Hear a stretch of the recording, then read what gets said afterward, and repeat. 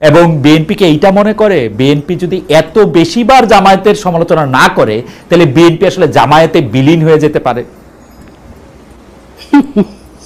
চলেন আমি আপনার প্রশ্নের জবাবটা দেই, তার মধ্যেই আপনার গালিব সাহেবের প্রশ্নের কিছু উত্তর আছে।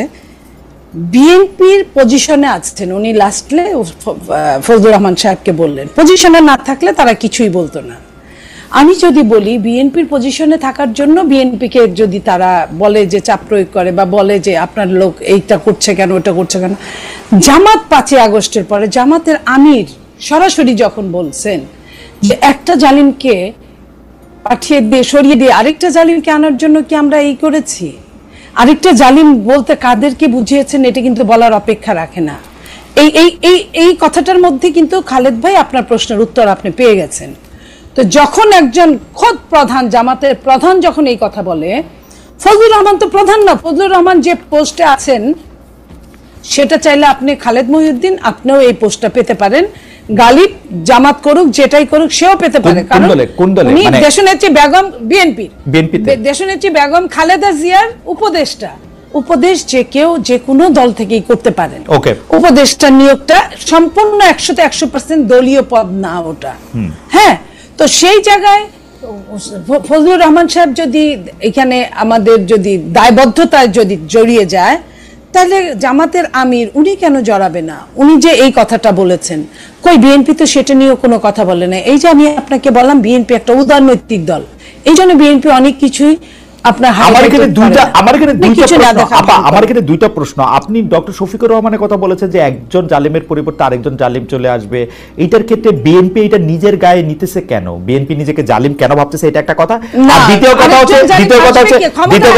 আপা আমি একটু বলি, দ্বিতীয় কথা হচ্ছে যে ডক্টর শফিকুর রহমান একলাই শুধু এই কথা বলছেন তা না, আপনি যদি কান খোলা থাকতে তাহলে অনেকের মুখে আপনি এই কথা শুনতেন, অনেকেই বলছেন। তো ডক্টর শফিকুর রহমান এখানে একা করা যাবে না। আমি আপনার প্রথম প্রশ্নের উত্তরটা দিই এইভাবে যে ভোটের যদি রাজনীতি হয়, সত্যিকার আমার ভোটটা আমি দিব যাকে খুশি তাকে দিব, আপনি চোখ বন্ধ করে বলতে পারেন কোন দলটা ক্ষমতায় আসতে পারে, রাষ্ট্র পরিচালনায় আসতে পারে, তো তাদের গায়ে লাগবে জিনিসটা, এটা তো স্বাভাবিক ব্যাপার। আর এখানে কোনো ঢাকঢুল পিটায় বলে না। জামাত আর বিএনপি যদি ইলেকশন করে, যদি ইলেকশন সলিড হয় তাহলে বিএনপি কত ভোটে এগিয়ে থাকবে এটা আমার বলার বোধহয় দরকার পড়ে না, এটা খালেদ মহিউদ্দিন আপনিই পারেন, তো কিংবা গালিব সাহেবও পারেন। তো সেই জায়গায় আমি বলছি যে এই যে ফজলুর রহমান সাহেবকে যে এত কথা বলা হলো, গালিব সাহেব বললেন ফজলুর রহমান সাহেব কিন্তু এই ছাত্রদেরকে ছাত্রছাত্রীদেরকে 5ই আগস্টের পরে স্যালুট পর্যন্ত দিয়েছেন যে এরা সোনার ছেলে, এই সোনার ছেলেদের আমার স্যালুট।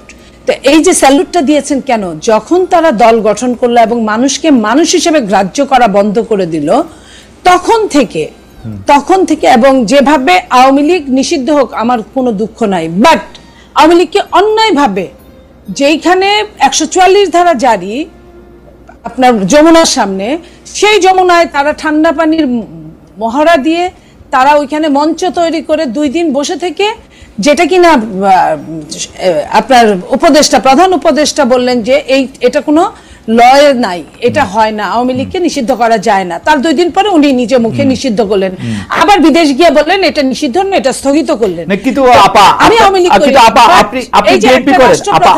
আপনি বিএনপি করেন, আপনি এইটাকে সমালোচনা করতেছেন, আমি দেখতেছি যে এটাকে সমালোচনা করা হচ্ছে, কিন্তু 15 আগস্টে একটা ভাঙা বাড়িতে গিয়ে কে ফুল দিবে, কে পাখি দিবে, কে ওইখানে গিয়ে দাঁড়ায় থাকবে, সেইটা বিএনপি দলগত সিদ্ধান্ত নিয়ে সেটা প্রতিরোধ করে কেমনে? বিএনপির এই ডাবল স্ট্যান্ডার্ড আমরা কই রাখবো?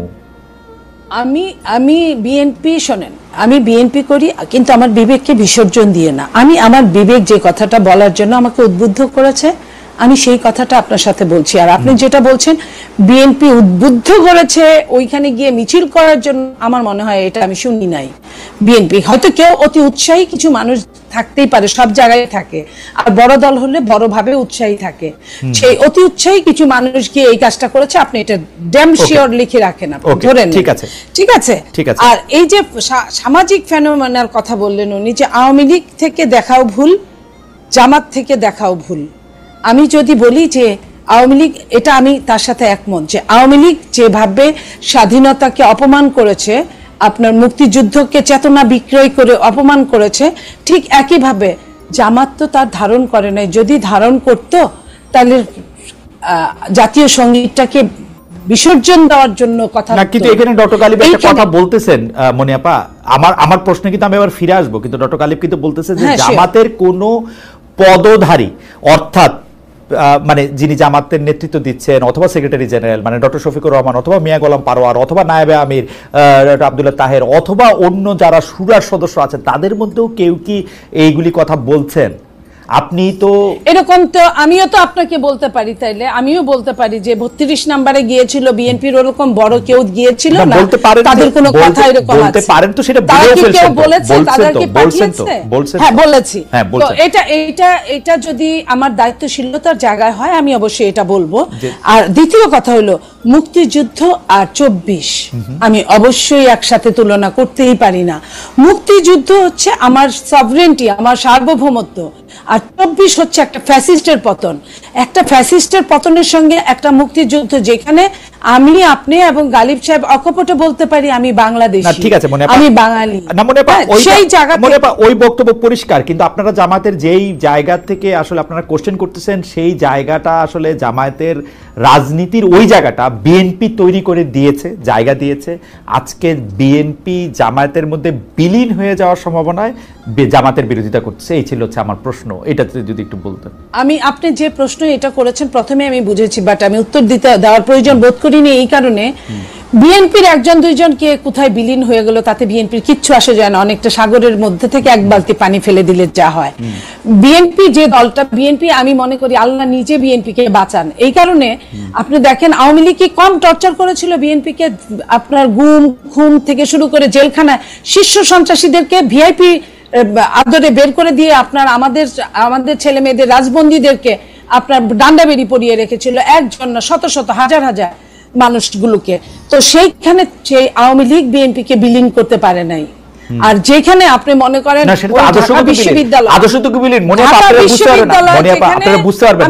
আমি শেষ করি, রাজনীতির সূতিকাগার যাকে বলা হয় ঢাকা বিশ্ববিদ্যালয়, সেইখানে আপনি দেখেন যে কিছু আপনার ফাঁসিতে ঝুলেছিল যারা, তাদের ছবি টাঙানোর পরে কি প্রতিক্রিয়াটা হয়েছিল, তারা কিন্তু টেটফুলি তারা বিশ্ববিদ্যালয়ের প্রত্যেকটা হলে, Eden college, Badrunnesa college, Dhaka college থেকে শুরু করে প্রত্যেকটা জায়গায় তারা কিন্তু জামাতকে নিরপেক্ষ বানিয়ে কিন্তু ঢুকিয়ে দিয়েছে এবং ওইখানে রাজনীতি নিষিদ্ধ করার এক ধরনের পায়তারা করেছে। কিন্তু যখন তারা এত কিছু, তাদের পক্ষের লোক ভিতরে কিন্তু তারাই যারা দখল করে আছে হলটা, তারপরেও যখন ওই ছবিগুলো উঠেছিল সেই ছবিগুলোর পরে প্রতিক্রিয়াটা কি হয়েছে, এখান থেকেই প্রমাণ হয় যে বাংলাদেশের মানুষ সচেতন, বাংলাদেশ জাতীয়তাবাদী দল সচেতন। আমার মনে হয় দিতে পারবেন না, কেউই পারবে না আমি মনে করি। আরেকটা লাইন আমি বলি, একটু লাইনটা শেষ করি, যেটা আপনি তখন মানে ফকুন্নির কথা বলছিলেন, আমি সেটার সঙ্গে এইটুকু বলি যে হ্যাঁ ওই শব্দটা ভুল ছিল, শব্দটা উচিত না। সেটার পাশাপাশি এটাও বলি, এটা তো আরো বেশি উচিত না যে আপনি শেখ হাসিনাকে দিল্লি পাঠিয়েছেন বলে আরেকজনকে, আপনি বাংলাদেশি মানুষকে দিল্লিতে কারণে অকারণে পাঠাবেন, আপনি স্ট্যাটাস দিবেন, পোস্ট দিবেন, এটা দিলে মানুষের কিন্তু মাথা ঠিক থাকে না। একজন যে বাংলাদেশি আপনার নাগরিক, বাংলাদেশকে ভালোবাসে, একজন আপনার কি বলবো যে প্যাট্রিয়ট যাকে বলে, তাদের কাছে এই জিনিসটা অন্য দেশে তাকে পাঠিয়ে দেওয়া জবরদস্তি করে, এটা চাইলেই যে কেউ করতে পারে না, যে কেউ বলতে পারে না, ওইটা বলা কিন্তু আরো বেশি খারাপ আমি মনে করি। ওকে, মনে আপনাকে ধন্যবাদ। আমি একটু ডক্টর মির্জা গালিবের কাছে যাই, এবার আমি একটু লম্বা মানে একটা পার্সপেক্টিভ নিয়ে একটু ডক্টর গালিবের কাছে আসতে চাই। তার আগে দর্শকদের কাছে আমি প্রশ্ন করেছিলাম যে মুখে মুখে সংস্কার থাকলেও বাস্তবে দখল ও চাঁদাবাজির সংস্কৃতি অব্যাহত, নতুন রাজনৈতিক বন্দোবস্ত অনিশ্চিত জানিয়েছে টিআইবি। দর্শকদের কাছে জানতে চেয়েছিলাম যে প্রিয় দর্শক তাদের আশঙ্কা সঠিক বলে মনে করেন কিনা। মানে 95% দর্শক এখানে হ্যাঁ ভোট দিয়েছেন। 46,000 দর্শকের মধ্যে 95% দর্শক হ্যাঁ ভোট দিয়েছেন যে নতুন রাজনৈতিক বন্দোবস্ত যে অনিশ্চিত, সেইটা টিআইবির এই বক্তব্যের সাথে একমত কিনা।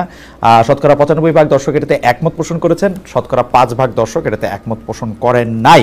মনে হয় একইভাবে মানে আমরা এই মুহূর্তে কি তর্ক হইতেছে আসলে 2025, আপনাকে আমি আসলে প্রায় 30 বছর ধরে চিনি, তো 2025-এর তর্ক তো আসলে শুধু 2025-এর তর্ক হবে না, মানে আমরা বেঁচে থাকলে নিশ্চয়ই 2045 সালেও আমরা একটা কথা বলবো। আপনি 2025 সালের প্রেক্ষিতে আপনি আসলে বিএনপির কোনো রাজনৈতিক আদর্শের জায়গা থেকে কোনো পরিবর্তন দেখেন, কোনো অবস্থান দেখেন, স্পেসিফিক কোনো একটা জায়গায় যাওয়ার লক্ষ্য দেখেন। যেমন আপনি খুবই রাগ হইলেন যখন বলা হলো এক জালিম থেকে আরেক জালিমে যাওয়ার, কিন্তু আপনি বিশ্বাস করেন, মানে আমি এক ফোঁটাও বাড়ায় বলতেছি না, বাংলাদেশে যেই দুষ্টামি যেই চাঁদাবাজিগুলি এখন আওয়ামী লীগ করতো তার 90% এখন বিএনপি করতেছে। এই যে এক জায়গা থেকে আরেক জায়গায় এখন যদি ক্ষমতা আসে তাহলে 105% করবে। আসলে ক্ষমতায় আসার জন্য 105% নাও করতে পারে, এই কারণে যে বিএনপি, আমি আগেও বলেছি বিএনপি একটা উদারনৈতিক দল। বিএনপিতে এই উদারনৈতিকতার জন্য অনেকেই ইন করে ফেলে। এই ইন করাটা বিএনপি যদি আর একটু ঠেকাতে পারে বিএনপির জন্য মঙ্গল হবে। আর বিএনপির কাছে এই মুহূর্তে কোনো ক্ষমতার দণ্ড নাই। বিএনপি সর্বোচ্চ পারে কি আপনাকে বহিষ্কার করতে, যদি বিএনপি করে থাকেন এবং চাঁদাবাজির সাথে লিপ্ত থাকেন, সেখানে বহিষ্কার করতে পারে। তো বিএনপি বহিষ্কার করেছে ইতিমধ্যে প্রায় 7-8 হাজার মানুষকে। সেইখানে বহিষ্কার করার পরেও বিএনপি রিকোয়েস্ট করেছে নির্বাহী প্রধান থেকে শুরু করে প্রত্যেককেই, সরকারকে রিকোয়েস্ট করেছে, পুলিশকে রিকোয়েস্ট করেছে, আপনার যে আইনের দণ্ডটা আমরা কিছুই বলবো না, আপনারা আপনাদের মতো আইনের দণ্ডটা হাতে তুলে নেন। শাস্তি যে অন্যায় করবে সে শাস্তির মাঝখানে যাবে। আর বিএনপি শুধু নাম দেওয়া হচ্ছে, জামাত কিন্তু কোনো অংশে পিছিয়ে নাই আপনার এইসব কারণে। জামাত সব বড় বড় গুলো দখল করছে, চাঁদাবাজি করছে, জামাত যেটা করে সেটাকে হাতিয়া ঠিক না আপা, আপনি একটা ইউনিয়ন পরিষদে এখন ফোন দেন, ওই ইউনিয়ন পরিষদের টিএনও সাহেবের সামনে, ইউএনও সাহেবের সামনে এখন একটা বিএনপির লোকই বসে আছে, ও ঠিক করে দিচ্ছে রাস্তায় কি হবে না হবে। এখন রাত হয়ে গেছে, এখন না থাকতে পারে, এখন ইউএনও সাহেবের বাংলোতে থাকতে পারে, সকাল হইলে আবার অফিসে যাবে। দেখেন, যে দলটা বেশি বড় সেই দলের মানুষগুলোও অনেক হয়। সেইখানে আপনি যদি ওই রেশিও ধরেন, যে দলের ভোট 7 থেকে 8%, তাদের যে মানুষগুলো থাকবে, যে দলের ভোট 30 থেকে 35% বা 40%, সে দলের মানুষগুলো একটু বেশি থাকবে। এটা আমি নিরপেক্ষতার দৃষ্টিতে আপনাকেও অনুধাবন করার জন্য আমি প্রপোর্শনেট করেই বলতেছি যে ধরা যাক বিএনপি হচ্ছে একটা 100 বড় দল, ধরা যাক জামাত হচ্ছে একটা 10 বড় দল, সুতরাং বিএনপি যদি 100টা চাঁদাবাজি করে জামাতের 10টা এবং এনসিপির 8টা করা উচিত, কিন্তু এটা এরকম না। এনসিপি 8টা জামাত 10টা করলে বিএনপি করতেছে 1022টা। আমি আপনাকে বলি, এনসিপির যেটা, এটা তো কিংস পার্টি, তাকে যেভাবে সরকারের প্রশাসন থেকে শুরু করে প্রত্যেকেই যেভাবে নমনম করে, সেটা তো বিএনপি করে না। বিএনপিকে তখন কি হয়, বিএনপির হয়তো বা তার শক্তি আছে, 10 জনকে নিয়ে যায়, সেখানে যায়, ভাগ করে, ভাগাভাগি করে, হতে পারে, আমি হতে পারে দিয়ে কথা বলছি, সেখানে বিএনপির এটা করতে হয়। আর জামাত অত্যন্ত অত্যন্ত আপনার বুদ্ধি অ্যাপ্লাই করে, যে বুদ্ধিটা জামাত দেখেন প্রথমেই আপনার ব্যাংক ট্যাঙ্ক হতে পারে জামাতের এক সময় ছিল, কিন্তু এটা তো আইনের মাধ্যমে যেতে পারতো, তা না করে নিজেরাই কিন্তু দখল করে নিয়ে বসে গেছে।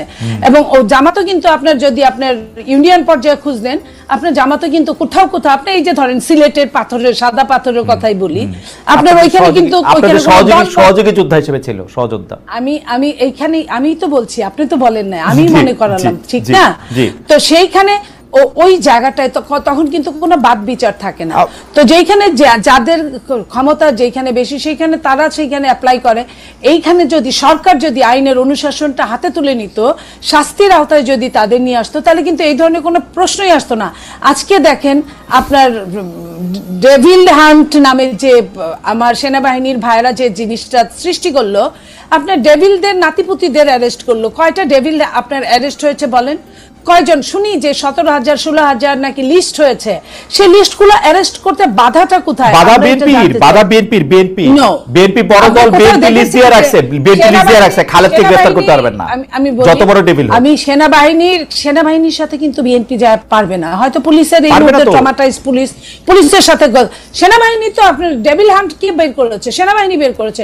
সেনাবাহিনী তাহলে কেন অ্যারেস্ট করে না? সেনাবাহিনী প্রতিটা জেলায় জেলায় আছে, জরুরি আইনের মধ্যে। আমি খালি আপনাকে মনে করাই দিই, তাহলে কেন সেনাবাহিনী? আপনার খালি আমি মনে করে দিই, এনসিপির আপনি কিংস পার্টি করতেছেন, কিন্তু গত কয়েকদিনে এনসিপির যাদের গ্রেফতার করা হয়েছে তারা সবাই কেন্দ্রীয় নেতা, কিংস পার্টি হিসাবে তারা কোনো রকম কোনো বাড়তি কোনো সুবিধা পায় নাই। অন্যদিকে প্রত্যেকটা ডিসি, প্রত্যেকটা এসপি নিজেদেরকে ছাত্রলীগ, ছাত্রদল, যুবদল, বিএনপির লোক হিসাবে ঠারে ঠোরে নানাভাবে পরিচয় দিতেছে। সচিবদের মধ্যে অনেকে বিএনপির কি বলে যথেষ্ট পরিমাণে বিএনপি কিনা দেখে ফিরে আনা হইতেছে।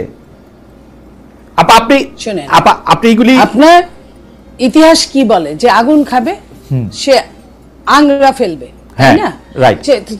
সে কয়লা ফেলবে। সো আপনারা কেউ, আমি আপনারা মানে এটা আমার শব্দগত কথা বলছি, আপনারা যারা বিএনপি কে নিয়ে এত কথা বলছেন, তারা শাস্তির আওতায় না গিয়ে, বিএনপি এমন দানব না যে আপনি শাস্তির আওতায় গেলে কিছু করতে পারবে। কেন এই সরকার আসার পরে বিএনপি আপনার সেনাবাহিনীর হাতে মারা যায় নাই? এই ইতিহাসও তো আছে। কই তারা কি তাদের পরিবার কি অথচ যে মারা গেছে সে কিন্তু ওরকম দোষী ছিল না, তারা কি কিছু করেছে? এই যে আপনি বলছেন আপনার খুলনায় কি হয়েছে, যে ছেলেটাকে বিএনপি যুব দলের বহিষ্কার করলো সেই ছেলেকে কয়দিন পরে জামাত মেরে ফেললো, শুধু মারলই না, রক কেটে দিল তাদের পুরানা জায়গাটায়। তারা স্মরণ করিয়ে দিল যে আমরা কিন্তু আমাদের অস্ত্র জমা দিয়েছি, কিন্তু আমরা কিন্তু ট্রেনিং ভুলে যাই না। আচ্ছা আপা, আমি আবার আপনার কাছে আসবো। আমি শুধু আপনাকে যেহেতু খুনের কথা, হত্যার কথা যেহেতু আপনি বললেন, সেহেতু আপনাকে আমি একটু মনে করে দিচ্ছি যে আপনি জানেন যে ঢাকা বিশ্ববিদ্যালয়ে সাম্য বলে একজন ছাত্র কে হত্যা করা হলো, যে হত্যা করা হয়েছিল। সেই সাম্য হত্যার পরে সাম্যর একজন আত্মীয় আমাকে একটা মেসেজ পাঠিয়েছেন। সেই মেসেজের মধ্যে কিন্তু আমি দেখতে পাচ্ছি যে, আমি তার মেসেজ থেকে পড়ছি, অলমোস্ট 3.5 মাস হয়ে গেল সাম্যর খুনের তদন্তের ফাইনাল চার্জশিট কোথায়? ফাইনাল চার্জশিট আমার জানা মতো 45 দিনের মধ্যে দিতে হয়, এখন তার চেয়ে অনেক বেশি সময় লাগে। কথা হচ্ছে যে বিএনপি এটা নিয়ে কথা বলে না। পুলিশের ভাষ্য মতে খুনিরা সবাই ধরা পড়েছে, তাহলে খুনিরা যদি ধরা পড়েই তাহলে তো তারা কেন তাকে খুন করেছে সেটা অবশ্যই জানে। এরএসএ এতদিন পরে খুনের মোটিভ জানানো হলো না কেন? আমরা বিএনপি থেকে এখানে একটা রহস্যজনক চুপ থাকা দেখি। আমরা দেখি যে কোনো হত্যাকাণ্ড বা যে কোনো খুন বা যে কোনো ইনসিডেন্ট বিএনপি এক ধরনের পলিটিক্যাল কারণে ব্যবহার করা যায়। মনে হয় আমি আপনি দুজনেই, আপনি আমার বড় বোনের মতো, কারণ ঢাকা ইউনিভার্সিটিতে আমরা দুজনেই পড়েছি। এই ছাত্রটি আমাদের ছোট ভাইয়ের মতো। আপনি এটি নিয়ে কি বলেন যে বিএনপি এই খুনটিকে রাজনৈতিকভাবে ব্যবহার করছে কিনা, করেছে কিনা, এবং এটি নিয়ে অবস্থান কি? আমরা ফিরে আসছি আপনার কাছে। আপা, শেষ প্রশ্ন আপনাকে বলে রাখি, কারণ এই ব্যাপারগুলো একটু এটা করে রাখা উচিত। মানে এই সিরিজের শেষ প্রশ্ন আর কি, যদি আমরা সময় পাই তাহলে আমরা আরেকটু অন্য বিষয়ে কথা বলবো। সেটা হচ্ছে নারী শিক্ষা এবং নারীদের বিভিন্ন পেশায় অংশগ্রহণ করার ক্ষেত্রে কি জামাতে ইসলামীর একটা স্পষ্ট অবস্থান আছে কিনা, বা জামাত ইসলামের পাশাপাশি অন্য ইসলামী দলগুলো যারা বাংলাদেশে ইসলামী রাষ্ট্র বা ইসলামী আদর্শে বাংলাদেশ রাষ্ট্র করতে চায়, তাদের এটা স্পষ্ট অবস্থান আছে কিনা। চেয়েছিলাম যে বিভিন্ন সময় বিভিন্ন কিছু হয়েছে, মগবাজারের মধ্যে একটা পাথর দিয়ে বিএনপিরই 2টা লোক পরস্পরকে খুন করছে, এরকম আমরা পরে শুনছি। সাম্যর খুনের কথা আমি বললাম, ঢাকা বিশ্ববিদ্যালয়ের একজন ছাত্র, তাকে আসলে কি প্রথমে বলা হয়েছে, মানে নানা ধরনের আকতাকু কোথাও বলা হয়েছে। তো কিন্তু বিএনপি কি আসলে এই খুনগুলি, এই হত্যাগুলি রাজনৈতিকভাবেই শুধু ব্যবহার করতে চায়, নাকি তারা আসলে এরকম খুন কখনো না হোক, বাংলাদেশে একটা বৈষম্য বিরোধী একটা অবস্থায়, একটা সাম্যের দেশে প্রতিষ্ঠিত হোক, সেটা চায়? আপনি যদি আমাদের একটু বলেন। আমাদের সময় খুব কম, আমি আপনাকে ইন্টারাপ্ট করতেছি না, আপনি টানা একটু। আচ্ছা, আপনি দেখেন যে সাম্যকে নিয়ে যখন আন্দোলন হলো, তখন কিন্তু ঢাকা বিশ্ববিদ্যালয়ের বর্তমান ভিসি সে কিন্তু অনেক দুর্ব্যবহার করলো, এবং একটা পর্যায়ে আন্দোলন কিন্তু শাহবাগে চলছিল। তখনই আজকের যিনি চিফ অ্যাডভাইজার, উনি লন্ডনে গেলেন, কথা বললেন। এবং আপনি এই লন্ডনে যাওয়ার আগে আমি যদি বলি যে বিএনপি 3 জন উপদেষ্টা নিয়ে বিরাগ ভাজন হিসেবে তাদেরকে পদ থেকে সরিয়ে দেওয়ার জন্য রিকোয়েস্ট করেছিলেন। সেটা পর্যন্ত শুনে নাই, শুধু শুনে নাই এটা বললে ভুল হবে, যেদিন যখন বললেন সেই দিনই একজন উপদেষ্টাকে সামনে বসিয়ে তারা মিটিং করে বুঝিয়ে দিলেন খামোশ। পরবর্তীতে লন্ডনেও আমরা দেখলাম প্রেস কনফারেন্সে প্রেস সচিব উপস্থিত থাকার পরেও আমরা কিন্তু অবজেকশন যাকে নিয়ে করা হয়েছিল তাদের একজন প্রেস কনফারেন্স করলেন। এবং এই জিনিসগুলো আমরা বড় স্বার্থের জন্য বিএনপি আপনার যে কথাগুলো আপনাকে বলেছিলাম, যে সরকারকে বলেছিল, সরকার প্রধান থেকে শুরু করে, যে এগুলার বিচার হোক, চাঁদাবাজি হোক, রাহাজানি হোক, দখলবাজি হোক, এগুলার বিচার হোক। বিচার তো করেই নাই, কারোরই বিচার করে নাই, এবং আইন শৃঙ্খলার অবস্থা চরম দুর্গতি সম্পন্ন। সেইখানে বিএনপির বরং কথা কোনোটাই শুনে নেয়। আর সাম্যের ব্যাপারটা যখন লন্ডন নিয়ে কথা হলো, তারপরে আস্তে আস্তে এটা স্থিমিত হলো। কেন? ঢাকা বিশ্ববিদ্যালয়ের ভিসি আমাদের সাথে আন্তরিক ব্যবহার করে নাই, বর্তমান সরকার এই ব্যাপারে একদমই আন্তরিক না। সেই জায়গায় বিএনপি মনে করেছে যে আগামী 6-7 মাস পরে যেহেতু নির্বাচন সরকার বলেছে, সরকারের কথা রাখবে। এখন পর্যন্ত সরকার ওইভাবে কথা বলছে, সরকার যদি কথা রাখে, যদি নির্বাচনটা হয়ে যায়, তাহলে যে মানুষটা চলে গেছে তার জন্য একটা সুন্দর বিচার, সেই সুন্দর বিচারটা বিএনপি যদি পাওয়ারে আসে সেইখানে সঠিকভাবে যাতে হয়। এখন ভিসির বিহেভ বা অন্যান্য কিছু মিলে, সবকিছু মিলে আমরা বুঝেছি যে এই বিচারটা প্রহসনে পরিণত হতে পারে। এবং মব যতগুলো হয়েছে এটাই শুধু সাময়িক না, আমি আরো 1 মাস আগে রিপোর্ট, পুলিশি রিপোর্ট বলছি 5558 জন মানুষ খুন হয়েছে 1 বছরে। তো এটা কিন্তু পুলিশের নথি থেকে বলা। তো সেই জায়গায় সমস্ত বিচার করার জন্য কিন্তু একটা টাইম ফ্রেমের দরকার। এই সরকারের কিছু বলে যে আমাদের অভিজ্ঞতা নেই, আমরা ওইভাবে পারি না, আবার ইলেকশন দেওয়ার জন্য তাদের ওই ধরনের মাথা ব্যথা নাই। সেই জায়গায় বিএনপি মনে করেছে বিএনপি ক্ষমতায় আসলেই এই বিচারটা, যেহেতু হাতে গোনা খুব বেশি দিন না, 4-5 মাস, 4-5 মাসে এটা অবশ্যই আমরা ওইভাবে। আমার সময় থাকলে আমি অন্য আপনার মানে সময় থাকলে আমি অন্য বিষয়গুলিতে আসবো, শুধু আমি পরবর্তী প্রশ্নটা করে রাখি আপনাকে। সেই প্রশ্নটা হচ্ছে এরকম যে জুলাই আগস্টের ঘটনা নিয়ে, হত্যাকাণ্ড নিয়ে অনেকগুলি মামলা মোকদ্দমা হয়েছে। সেই মামলা মোকদ্দমার ক্ষেত্রে অনেক অজ্ঞাতনামা মামলা মানুষ আসামি হয়েছে। যেইটার সবচেয়ে বড় শিকার গত 15 বছরে বিএনপি ছিল। বিএনপির স্থানীয় নেতারা সেইটার এখন সবচেয়ে, স্থানীয় নেতা কর্মী এবং আপনাদের মতো কেন্দ্রীয় নেতা কর্মীও নিশ্চয়ই এইটার সুবিধা পাচ্ছেন বা এটা জানছেন যে তারাও এরকম মামলা বাণিজ্য এখন জোরে সোরে করতেছে। আপনি যদি এই মামলা, আমি নাম দিয়ে দিব যদি আমাকে এই সুবিধা না দেন। এই প্রসঙ্গে একটু আপনার কথা শুনবো। মনে হয় আমি আপনার কাছে আসছি। আমি একটু ডক্টর মির্জা গালিব আপনার কাছে আসি যে আমি জানি যে আপনার মানে আপনি জানেন যে আমরা একটু নারী শিক্ষা নিয়ে জামাতে ইসলামের অবস্থান বা ইসলামী দলগুলো যারা বাংলাদেশকে ইসলামী রাষ্ট্র কাঠামো চায় তাদের অবস্থান একটু জানতে চাইছিলাম। সেটা বলার আগে আমাদের দর্শকদের 2-1টা মন্তব্য আপনাকে পড়ে শোনাই, যেই কারণে আমি আসলে এই ব্যাপারগুলিতে আসলেই পরিষ্কার হতে চাই। উনার নাম মাসুম স্টক, উনার নিশ্চয়ই মানে অন্য নাম আছে, উনি মাসুম স্টক। উনি বলছেন জিজিয়া কর নিয়ে খালেদ মহিউদ্দিন এর আগেও অনেককেই প্রশ্ন করেছেন, উত্তর পাওয়ার পরে উনি আটকানোর জন্য এই বিষয়টি নিয়ে আসলেন। আমি আপনাকে পরিষ্কার করতে চাই, আটকানো না, আমি এটা পরিষ্কার অবস্থান জানতে চাই। জামাতে ইসলামী যদি ভবিষ্যতে কোনোদিন ক্ষমতায় আসতে পারে বা ইসলামী দলগুলি ক্ষমতায় আসতে পারে, এটা ধরে নিয়েই আমাকে আসলে প্রশ্ন করতে হয়, আটকানোর জন্য না। আমার একটা স্পষ্ট অবস্থান আমি চাই যে এটার মধ্যে স্পষ্ট অবস্থানটা কি। আমি একটা মিনিট বলি খালেদ ভাই, আমি এই প্রশ্নকে অ্যাপ্রিশিয়েট করি। আমি মনে করি ইসলামী আমার কাছে মনে হয় যে আমাদের অন্যান্য নেতৃবৃন্দ আমার এই প্রশ্নকে এপ্রিশিয়েট করেছেন। কিন্তু আপনি খেয়াল করেন, মোহাম্মদ মিজান উনি আরেকজন দর্শক, উনি বলছেন খালেদ ভাই শরিয়া নিয়ে আপনার ইনিয়ে বিনিয়ে কথা আমার ভালো লাগে না। সো মানে আমি এই প্রসঙ্গগুলি কেন আমি পরিষ্কার হইতে চাইতেছি, কারণ আমার মতো নিশ্চয়ই আরো অনেকেই আছেন যারা শরিয়া নিয়ে ইনিয়ে বিনিয়ে অনেক কিছুই জানতে চান, কারণ আমাদের জানতে চাওয়ার অধিকার আছে।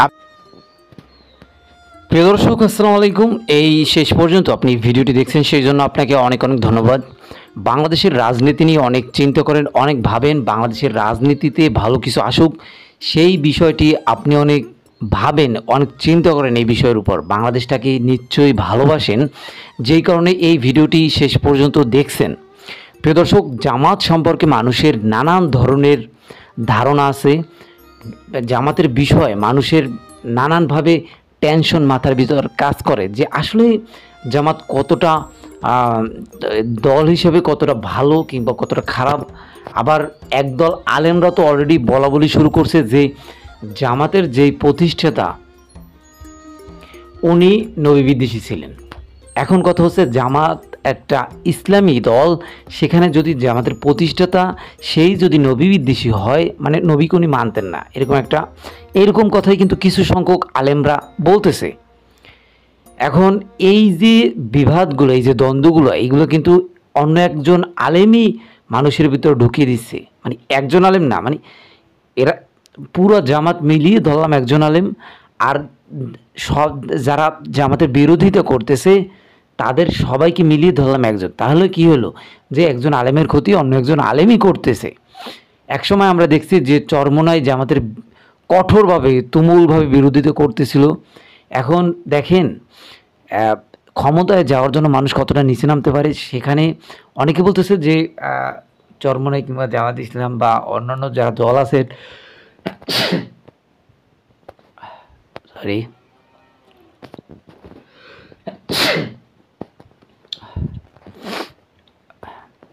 সবাই আসলে ইসলামকে একটু ব্যবহার করে ক্ষমতায় যেতে চায়, এরকম একটা অবস্থা, এরকম একটা বিষয় নাকি তাদের ভিতর কাজ করে। এখন অনেকে বলতেছেন যে না, এরকম কিছু হতে পারে না। অনেকে বলতেছেন যে প্রত্যেকটি দল যে খারাপ, এরকমও না। নানান ধরনের মানুষ নানান ধরনের চিন্তাভাবনা করে।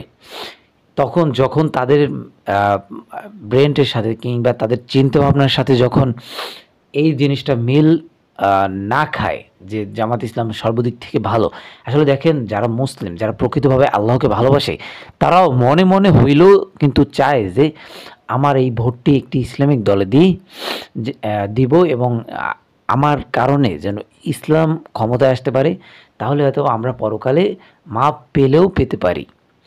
এখন যদি পরকালের বিশ্বাস করে, এখন যদি পরকালে যারা বিশ্বাস না করে, যারা আল্লাহকে মানে ওই মুসলিম ঘরে জন্মাইছে সেই হিসাবে যারা ভালোবাসে, তাদেরকে তো এইসব ভয় দেখাই লাভ নাই। তারা তো মনে করেন যেখানে ভালো দিক পাবে সেইখানে দৌড় দেবে।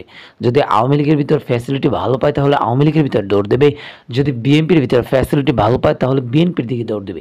এদেরকে তো ধরে রাখা কোনোভাবেই যাবে না। দেখেন, মানুষ কোনো না কোনো ধর্মে থাকুক সেটা ভালো, কিন্তু যদি কোনো ধর্ম থেকে বের হয়ে যায় একবার, যে কোনো ধর্মই আমরা বিশ্বাস করি না, তাহলে ওর মতো নিকৃষ্ট আর হতে পারে না। কারণ ওর কারো ভয় পায় না। ও চিন্তা করে যে আমি যা এই পৃথিবী থেকে একবার জন্মাইছি, যা খেয়ে যেতে পারি, এরকম একটা চিন্তাভাবনা ওর মাথার ভিতরে চলে আসে। তো যাই হোক, আপনার মূল্যবান মতামত অবশ্যই কমেন্ট বক্সে জানাবেন। আপনার মূল্যবান মতামত যদি কমেন্ট বক্সে জানান, সেক্ষেত্রে আরেকজন এসে সেই কমেন্টগুলি পড়বে, জানতে পারবে, শিখতে পারবে আপনার কমেন্টগুলি দেখে। প্রিয় দর্শক, একটু অসুস্থ আছি, যে কারণে হাসি দিছি, দুইবার দেখতেই পেলেন। আর যাই হোক, আজকের মতো এখানে শেষ করে দেবো। ভালো থাকবেন, সুস্থ থাকবেন। যারা যারা এখনও চ্যানেলটিকে সাবস্ক্রাইব করেন, একটি সাবস্ক্রাইব করে দিবেন, যাতে করে পরবর্তী ভিডিও আপলোড করার সাথে সাথে আপনার কাছে একটি নোটিফিকেশন চলে যায়, আপনি সবার আগে আমাদের এই ভিডিওটি দেখতে পারেন। প্রিয় দর্শক, ভালো থাকবেন, সুস্থ থাকবেন। আল্লাহ হাফেজ।